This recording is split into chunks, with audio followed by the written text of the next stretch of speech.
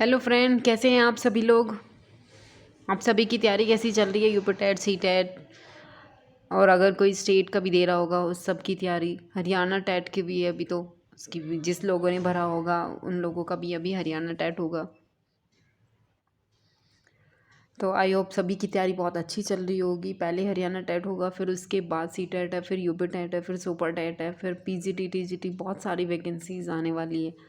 तो आप सभी लोग उसमें अपनी वैकेंसीज़ के लिए ना बैठे तो इससे पहले ही अपनी तैयारी को स्टार्ट कर दीजिएगा। सेशन पसंद आया करे तो लाइक भी और शेयर भी ज़रूर कर दीजिएगा। ठीक है, हम लोगों ने अपनी कल से स्टार्ट की थी। ये हम लोगों ने पहले बोला था कि 2 महीने पहले, 2 महीने हो गए हैं हमारी वीडियो नहीं आई थी, लेकिन कल हम लोगों ने पहली वाली वीडियो अपनी डाली है हिंदी सब्जेक्ट के लिए, जो स्पेशली यूपी टेट को बेस करके किया गया है। सी टेट में इतना सब कुछ नहीं पूछा जाता है, सी टेट में ग्रामर कम आता है, वैसी पेडागोजी डिटेल्स ज़्यादा पूछी जाती है। ठीक है, तो इसलिए सिर्फ यूपी टेट और सुपर टेट को बेस मानते हुए हम लोगों ने हिंदी का पूरा ग्रामर स्टार्ट किया है। कल हमारी पहली वीडियो थी, उसको ज़रूर देखिएगा, क्योंकि अगर आप आज ही जुड़े हैं तो पहली वाली वीडियो को ज़रूर देखिएगा, तभी आप लोगों की समझ में आ जाएगा।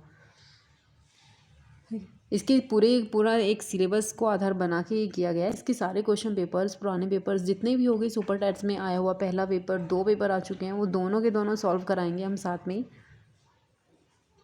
लेकिन इसके लिए आप लोगों को हमें भी सपोर्ट करना पड़ेगा, हमारे चैनल को सब्सक्राइब भी करना होगा और लाइक भी करना होगा। ठीक है, तो हम स्टार्ट करते हैं अब अपना चैनल। अपनी आज की जो ग्रामर है हिंदी का उसको स्टार्ट करते हैं। कल हम लोगों ने सबसे पहले स्टार्ट किया था वर्ण क्या होते हैं, वर्णमाला कहते हैं। ये हमने यहाँ से स्टार्ट किया था, वर्णमाला के प्रकार बताए थे, फिर स्वर व्यंजन के बारे में बताया था। ये भी पता होना चाहिए साथ साथ में कि कल हम लोगों ने क्या पढ़ा था। उस पर हम लोगों ने बताया था कि स्वर व्यंजन कितने प्रकार के होते हैं, स्वर कितने प्रकार के होते हैं, व्यंजन कितने होते हैं, व्यंजन कहाँ से बोले जाते हैं, कंठ से क्या होते हैं, तालु से क्या होते हैं, मूर्धन्य से कौन से बोले जाते हैं, दंत से कौन से बोले जाते हैं। ये सारी चीज़ें आप लोगों को पता होनी चाहिए, क्योंकि इससे क्वेश्चन आज तक पूछे गए हैं। हर 1-2 साल में 1-2-3 क्वेश्चन इस वर्णमाला से ज़रूर पूछे जाते हैं। और अगर इसमें नहीं पूछेगा तो फिर सुपर टेट में हिंदी में ज़रूर क्वेश्चन पूछे जाते हैं।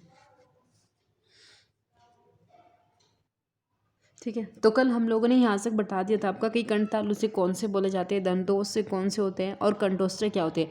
अगर कोई भी क्वेश्चन आप लोग का आया हुआ है और वो हम लोग अपने पूरे सिलेबस में या फिर कोई छूट गया है बाई मिस्टेक, तो उसको हम जब क्वेश्चन पेपर सॉल्व कराएंगे आपको तभी बता देंगे, जिससे आप लोगों का ये वो भी याद रहेगा और यहाँ पर हम साथ साथ में रिविज़न भी करा देंगे साथ में, जिससे आप लोगों का डबल डबल काम हो जाएगा और ज़्यादा आप लोगों को पढ़ने की ज़रूरत भी नहीं पड़ेगी, क्योंकि सारा ही काम एक ही जगह हो रहा है तो फिर आपको अलग अलग ढूंढने की ज़रूरत नहीं पड़ेगी। ठीक है, तो कल हम लोगों ने यहाँ पे जब आप लोगों को बताया था कि कंठ से कौन से वाले बोले जाते हैं, फिर उसके बाद तालु से कौन से बोले जाते हैं, फिर उसके बाद मूर्धन्य से कौन से बोले जाते हैं, दंत से कौन से बोले जाते हैं। अभी हम लोगों के पास बोर्ड से बढ़ाने की सुविधा नहीं है, लेकिन जैसे ही हम लोगों का चैनल थोड़ा सा प्रोग्रेस करेगा, आप लोग पढ़ेंगे, इंटरेस्ट लेंगे, तो फिर हम उसके बाद आप लोगों को बोर्ड से बढ़ा देंगे, जिससे आप लोगों को ये सारी प्रॉब्लम नहीं होगी। वहाँ पे बोर्ड पे भी अगर हम पढ़ाएंगे तो फिर वहाँ पे भी तो हमें ही लिखना पड़ेगा, तो इसलिए आप लोग यहाँ पे भी यही चीज़ देख लीजिएगा, खुद के नोट्स बना सकते हैं पढ़ के साथ में।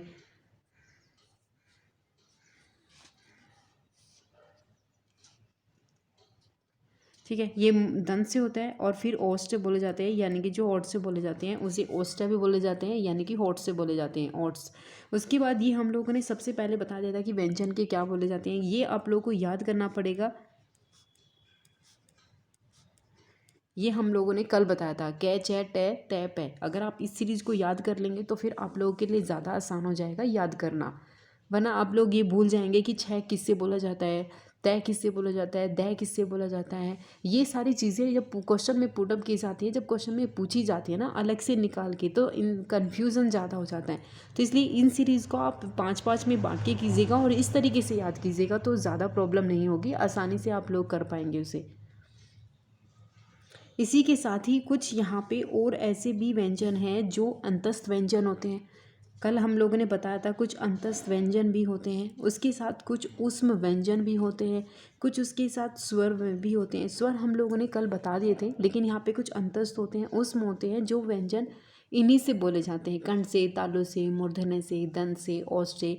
ये क्वेश्चन पूछे हुए हैं कि यह कहीं से बोलता है कहाँ से बोला जाता है। तो आप लोगों को ये तो पता है कि यह रे लह वे अंतस्थ व्यंजन होता है, लेकिन उसके साथ जो से वाली सीरीज होती है के साथ वो भी उसमें होती हैं, लेकिन वो ये नहीं पूछा। उसने पूछा है कि कंठ से बोला जाता है, तालु से बोला जाता है, मूर्धन्य से बोला जाता है।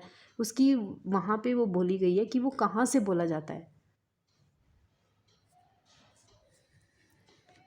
जैसे अगर यहाँ पे पूछेगा कि तालु से कौन सा बोला जाता है, तो यहाँ बोला जाता है ये, रे, ले।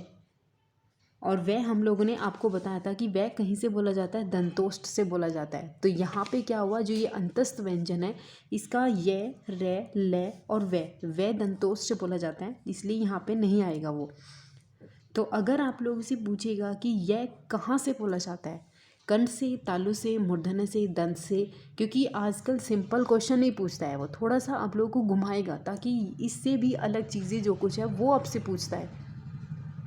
तो इसलिए आप लोग जितने भी वर्णमाला से क्वेश्चन बनते हैं वो सारे के सारे हम अभी पहले आप लोगों को थोड़ा सा पढ़ा रहे हैं, जिसलिए कि आप लोगों का बेस भी तैयार हो जाएगा और किस तरीके के क्वेश्चन आते हैं वो भी आप लोगों को पता चल जाएगी। और जब इसके क्वेश्चन पेपर सॉल्व कराएंगे कि जितने क्वेश्चन आए हैं जहाँ से जो भी क्वेश्चन बन सकते हैं वो पूरे के पूरे कराएंगे हम आप लोगों को। ठीक है, यहाँ पता होना चाहिए रे कहाँ से बोला जाता है और ले कहाँ से बोला जाता है। तो रे को ये भी याद रखिएगा कि जो रे होता है अंतस्थ व्यंजन होता है, उसके साथ मूर्धन्य से भी बोला जाता है, लेकिन उसके साथ इसको कंपित भी बोला जाता है। कंपित का मतलब क्या होता है कि जब इस चीज़ को कंपन होता है, रे वाले जो व्यंजन होता है इसमें थोड़ा सा ज़्यादा कंपन होता है, तो इसलिए कंपित व्यंजन इसको बोला जाता है। ठीक है, उसके बाद अब हम बात करते हैं से वाली चीज़ यानी कि उष्म व्यंजन की बात। अब ये भी आप लोगों से ज़रूर पूछेगा कि जो ये व्यंजन होते हैं उष्म व्यंजन होते हैं, तो ये कहाँ से बोले जाते हैं। सबसे पहले हम बात करते हैं कंठ के है से। है यहाँ से बोला जाता है, फिर उसके बाद से, फिर से और फिर से। ये क्या होते हैं, ये आपके इस सीरीज से बोले जाते हैं। तो इसलिए ये सारी चीज़ें आप लोगों को पता होनी चाहिए कि अगर अंतस्थ व्यंजन पूछेगा तो अंतस्थ व्यंजन के 3 यहाँ से बोले जाते हैं और वह कहाँ से बोला जाता है, दंतोष्ठ से। उसके बाद अगर हम बात करेंगे अपने अंतस्थ व्यंजन की, तो ये है, से और से। ये कहाँ से बोले जाते हैं, ये बोले जाते हैं हमारे कंठ से, तालु से, मूर्धन्य से, दंत से, ओष्ठ से। ये आप लोगों को मैंने बता दिए थे।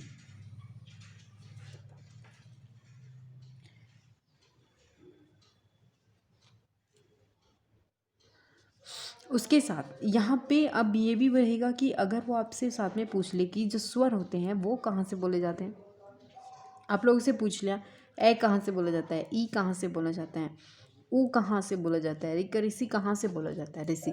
तो ये सारी चीज़ें पता होनी चाहिए। जैसे हमने बताया कि कंठ सात तालु से क्या होते हैं, ए और आई, यहाँ से बोलते हैं ओ औ, यहाँ से बोले जाते हैं कंठोष्ठ से। लेकिन और भी तो आप लोगों के स्वर होते हैं जो अलग अलग उससे बोले जाते हैं, जैसे ये है और भी स्वर है। तो आप लोगों से पिछली बार या इससे पिछली बार आप लोगों से पूछा गया था कि जो ए और आ होते हैं ये कहाँ से बोले जाते हैं। अब ये तो आप लोगों को पता होगा कि ये स्वर है, लेकिन ये नहीं पता ना कि कहाँ से बोले जाते हैं। तो ये क्या होते हैं, ये भी अपने अलग अलग सीरीज से बोले जाते हैं। जैसे अगर हम कंठ की बात करते हैं तो कंठ में ही ए होता है और आ होती है। अगर तालु की बात करें तो ई और आई होती हैं। उसके बाद मूर्धन्य से कौन सा बोला जाता है, ऋषि। उसके बाद ओष्ठ से बोला जाता है ऊ और ऊ, ये दोनों यहाँ से बोले जाते हैं। उसके बाद जो भी स्वर बचते हैं वो हम लोगों ने बता दिए कि कहाँ से क्या बोलते हैं, दंसों से क्या बोलते हैं, कंठ तालु से कौन से बोले जाते हैं, कंठोष्ठ से क्या बोले जाते हैं। तो इन सब चीज़ों को अगर वर्णमाला पढ़नी है तो आपको दोनों सीरीज़ यानी कि दोनों वीडियो आपको देखनी होगी। अगर आप इसे आज देख रहे हैं तो समझ में नहीं आएगी, बहुत कम समझ में आएगी। इसके साथ आपको इस संबंधित जितने भी क्वेश्चन आप लोगों के पास है या जो भी आपके पास है बुक है या कुछ भी है, उसमें इससे संबंधित जो भी क्वेश्चन आए हैं आप उन्हें ज़रूर कीजिएगा एक बार सॉल्यूशन, जिससे आप लोगों का एक बार रिवीजन भी हो जाएगा और ये भी पता चल जाएगा कि हाँ जो पढ़ाया जा रहा है वो क्वेश्चन में आ रहा है नहीं आ रहा है। ये नहीं होता है कि जो पढ़ाया जा रहा है वो क्वेश्चन आ ही नहीं रहा है, उससे संबंधित कोई क्वेश्चन ही नहीं मिला तो उसका पढ़ाने का या पढ़ने का कोई फ़ायदा ही नहीं है। तो इसलिए बेस वही होना चाहिए। ये नहीं कि सिलेबस के आधार से ही पढ़ाया जा रहा है। सिलेबस है और सिलेबस से क्वेश्चन पूछे जाते हैं। बिना सिलेबस की चीज़ों को अगर पढ़ाया जाएगा तो वो आउट ऑफ सिलेबस हो जाएगा सारी चीज़ें। तो ये पता होना चाहिए आपकी कंठ से कौन सी होती है, तालु से कौन सी होती है, मूर्धन्य से क्या होती है, दंत से क्या होती है, औ से क्या होती है। पूरे व्यंजन पता होने चाहिए, स्वर पता होने चाहिए कितने होते हैं, कहाँ से कौन सा स्वर बोला जाता है, अंतस्थ क्या होते हैं, उसमें क्या होते हैं, संयुक्त व्यंजन कैसे होते हैं, संयुक्त व्यंजन किन व्यंजनों को जोड़कर बनाया जाता है, ये भी आपको पता होना चाहिए। ये भी हम बताएंगे, पूरी वर्णमाला बताएंगे, उससे संबंधित फिर क्वेश्चन भी सॉल्व करवाएंगे हम यहीं पर। ठीक है, उसके बाद हम बताते हैं कि संयुक्त व्यंजन क्या होते हैं। संयुक्त व्यंजन भी साथ साथ में लिखिएगा पूरी वर्णमाला के। आप अपनी खुद की हैंडराइटिंग में भी लिखेंगे तो और भी समझ में आ जाएगा। जैसे संयुक्त व्यंजन क्या होते हैं, एक होते हैं ज्ञ और एक होते हैं त्र और फिर एक होता है श। ये क्या बोले जाते हैं, अगर ये आप लोगों से पूछे जाते हैं कि जो संयुक्त व्यंजन होते हैं वो कौन कौन से व्यंजन से बोले जाते हैं, तो ये क्या होते हैं जय, इसके नीचे ही हलन जरूर मिलेगा और उसके बाद ये अनय होता है। उसके बाद ये क्या होता है तय, और तय के नीचे ये होता है फिर उसके बाद ऋ। अब ये सबसे ज़्यादा पूछा जाता है, आप लोगों ने ये देखा भी होगा कि सबसे ज़्यादा पूछा जाता है। इसको बीटीसी वाला जो हिंदी वाला पेपर हो उसमें भी पूछा जाता है। बीटीसी से जो भी संबंधित होते हैं उसमें पूछे जाते हैं, बीएड में भी पूछे जाते हैं। जब बीएड का एंट्रेंस होता है तब भी ये चीज़ें पूछी जाती हैं हिंदी वाले पोर्शन में। उसके बाद यूपी टेट में ज़रूर पूछी जाती है। इसके साथ जो भी जहाँ भी यानी कि जो भी एग्ज़ाम होता है, अगर हिंदी से रिलेटेड उसमें कोई भी सिलेबस है तो यहाँ से ज़रूर पूछा जाता है वर्णमाला। वर्णमाला ही इसका सबसे पहले टॉपिक होता है हर सिलेबस का। तो अब यहाँ से सारी की सारी पूरी वर्णमाला कंप्लीट हो जाती है। स्वर कितने होते हैं, व्यंजन क्या होते हैं, व्यंजन कहाँ से बोले जाते हैं, उनको बोलने का तरीका क्या होता है, स्वर कहाँ से बोले जाते हैं, अंतस्थ व्यंजन क्या होते हैं, कहाँ से बोले जाते हैं, कंठ से बोले जाते हैं, तालु से बोले जाते हैं, संयुक्त व्यंजन क्या होते हैं, वो किन व्यंजनों को बनाकर बनते हैं, स्वर क्या होते हैं, व्यंजन क्या होते हैं, स्वर स्वतंत्र होते हैं लेकिन व्यंजन स्वरों की मदद से बोले जाते हैं। उसके बाद क्या बताया था, कंठ तालु क्या होता है, दंतोष्ठ क्या होता है, कंठोष्ठ क्या होते हैं, अंतस्थ व्यंजन कहाँ से बोलते हैं, संयुक्त व्यंजन कहाँ से बोलते हैं। इसका आप पहली वाली से उसको लिंक कर कर के पढ़िए ताकि वो पहले वाला भी पूरा हो जाए और दूसरे वाला भी पूरा हो जाए। इसको डबल डबल पढ़ने की आपको ज़रूरत ही नहीं पड़ेगी। एक पूरा एक सिलेबस के आधार पे उसको बेस बनाइए, उसके साथ फिर क्वेश्चन भी कराएंगे हम साथ में। अब यहाँ पे आप लोगों से ज़रूर पूछा जाता है उच्चारण की दृष्टि से अगर पूछेगा कि ये कहाँ से बोले जाते हैं, अगर वो पूछ रहा है कि उच्चारण के अनुसार व्यंजन कितने प्रकार के होते हैं, तो ये भैया आपको पता होना चाहिए। ये 2 प्रकार के होते हैं उच्चारण की दृष्टि से। एक होता है महाप्राण, इसको वायु के द्वारा भी बोला जाता है, और एक होता है अल्प प्राण। महाप्राण जिसको बोलने के लिए ज़्यादा सांस की ज़रूरत पड़ती है, ज़्यादा हवा की ज़रूरत पड़ती है, और अल्प प्राण वे प्राण होते हैं जिन्हें प्राण वायु कम मात्रा में बाहर निकलती है और उच्चारण में भी कम समय लगता है। लेकिन महाप्राण में हवा ज़्यादा निकलती है और उच्चारण में भी ज़्यादा समय लगता है। तो ये भी पता होना चाहिए। ऐसे वैसे क्वेश्चन नहीं पूछता है कि महाप्राण क्या होता है, अल्प प्राण क्या होता है। ये पूछा जाता है कि इनमें से कौन सा व्यंजन महाप्राण है और कौन सा व्यंजन अल्प प्राण है। ठीक है, तो अब देखते हैं कि उसमें क्या होते हैं 1, 3 और 5 ये वाले व्यंजन किस में बोले जाते हैं, अल्प प्राण में बोले जाते हैं। यानी कि हम बात कर रहे हैं ख, ग और अनय। ये क्या होते हैं, ये अल्प प्राण व्यंजन होते हैं जो व्यंजनों का पहला, तीसरा और 5वां शब्द बोला जाता है। अगर आप लोगों की समझ में नहीं आ रहा है तो यहाँ पे देखिए, ये हम लोगों ने कल पढ़ाई थी। इसमें क्या था कि पहले वाला व्यंजन है, ठीक है, उसके बाद तीसरा व्यंजन और उसके बाद 5वां व्यंजन।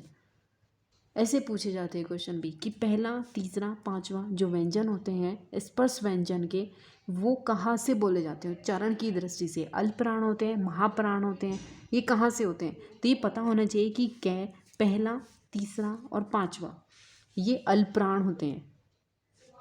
उसके बाद अगर दूसरा पूछ ले, दूसरा और 4 यानी कि दूसरा और चौथा कहाँ से बोला जाता है, तो ये क्या होते हैं, महाप्राण से बोले जाते हैं। ठीक ठीक है। तो ये आप लोग एक बार अगर आप इसे ध्यान से पढ़ लेंगे तो दोबारा पढ़ने की ज़रूरत ही नहीं पड़ेगी, क्योंकि इसमें क्या होता है कि इसमें पहला, तीसरा, पांचवा व्यंजन आता है, इसमें क्या होता है दूसरा और चौथा व्यंजन इसमें बोला जाता है। उसके बाद जो ये होते हैं य र ल व, यहाँ पे क्या होते हैं अंतस्थ होते हैं। अंतस्थ व्यंजन जितने भी होंगे उसमें उष्म व्यंजन भी जितने होते हैं वो यहाँ से ही बोलते हैं। उसके बाद लेकिन उष्म व्यंजन की जो है की ध्वनि होती है वो यहाँ से बोल दी जाती है, महाप्राण से। इसमें और कोई अंतर नहीं है।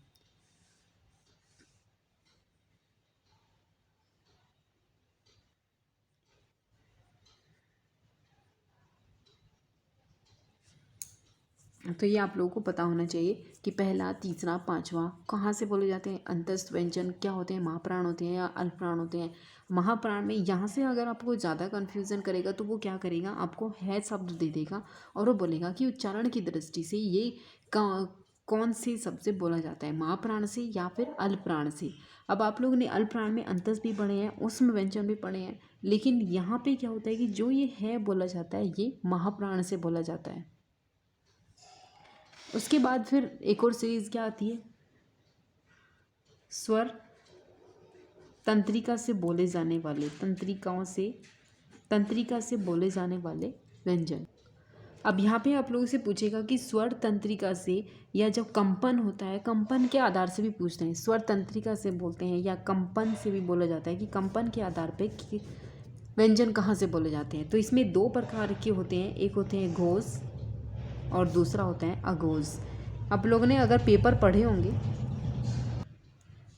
ठीक है, तो इसमें क्या होता है, एक होता है घोष होता है और एक अघोष होता है। इसमें सबसे बड़ा अंतर क्या होता है कि जो अघोष होता है इन ध्वनियों का उच्चारण करते समय स्वर तंत्रिका में कंपन नहीं होता। अगर पूछेगा कि कंपन किस में होता है तो घोष में होता है, इसे सघोष भी कहते हैं। लेकिन अगर पूछेगा कि कंपन नहीं होता, कंपन नहीं है, तो किस में होता है, वो होता है अघोष में। लेकिन घोष में क्या होता है, कंपन होता है। इसमें क्या होता है, कंपन होता है, लेकिन इसमें कंपन नहीं होता, तो वो अघोष बोला जाता है।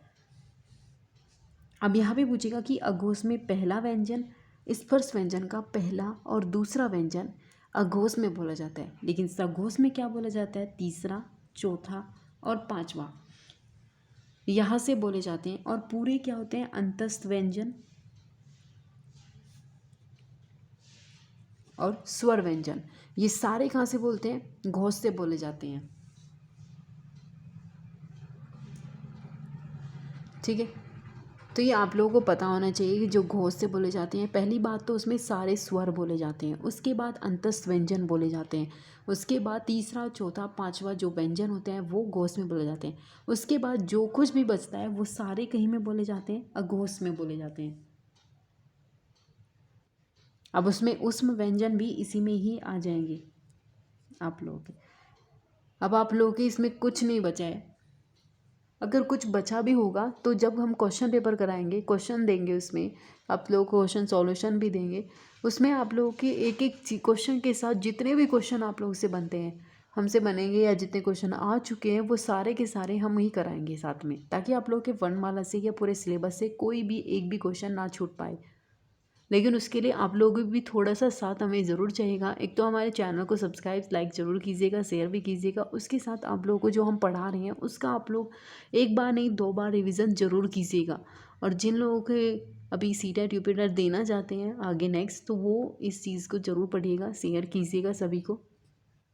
इसके साथ हम जब भी कोई वीडियो डालेंगे तो उसमें पुरानी जो वीडियो हम पढ़ा रहे हैं, जैसे हमने आज ये चीज़ें पढ़ाई है कि महाप्राण क्या होता है, अल्पप्राण होते हैं, क्योंकि बहुत से ऐसी भी इंसान हैं, स्टूडेंट हैं जिनके पास टाइम बहुत कम होता है, तो उन्हें रिवीजन का टाइम नहीं मिल पाता है। तो उसके साथ हम जब नेक्स्ट वीडियो डालेंगे तो वहाँ पे हम सारी चीज़ों को, पुरानी को भी क्लियर करते चलेंगे, रिवीजन भी हम ही करा देंगे आप लोगों का सभी का। उसके बाद हम नेक्स्ट चैप्टर स्टार्ट करेंगे यहाँ से, लेकिन पहले क्वेश्चन आप लोगों से पूछे जाएंगे, पूरे क्वेश्चन कराएंगे वर्णमाला से संबंधित, पुराने से जितने भी टेट में आप लोगों से वर्णमाला से संबंधित क्वेश्चन है जहाँ से भी हैं वो सारा का सारा यहाँ से कवर कराया जाएगा। तो इसलिए आप इसे लाइक, शेयर, सब्सक्राइब ज़रूर कीजिएगा हमारे चैनल को।